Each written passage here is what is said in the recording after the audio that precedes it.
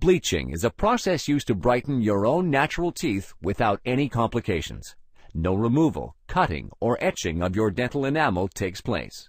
Tea, coffee, red wine, tobacco, and the natural aging of the teeth turn them darker or stain them over time.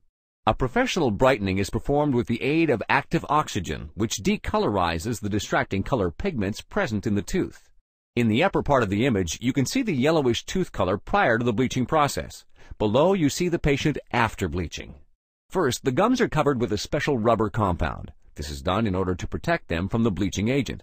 It's only possible to brighten one's own natural teeth. Crowns, bridges, or veneers can't be bleached. This is one of the reasons why bleaching is the ideal starting point for a ceramic technical provision. After the gums have been covered and the teeth have been dried, the bleaching solution is prepared by mixing two phases, which are then applied to the teeth.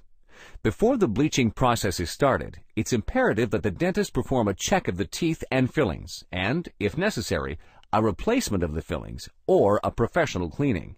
After the appropriate exposure time, the bleaching solution is removed and the teeth are rinsed with water.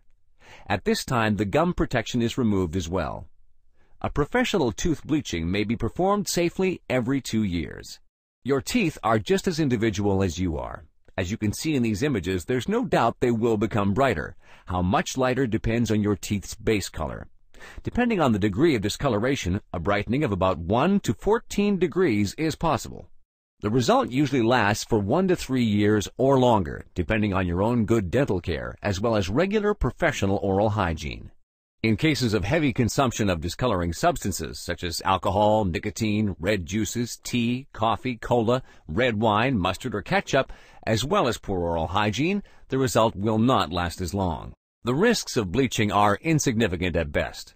Nevertheless, complications may occur in individual cases, possibly requiring additional measures. And for every additional measure, there may in turn be further complications, which may even lead to the loss of a tooth in the course of treatment.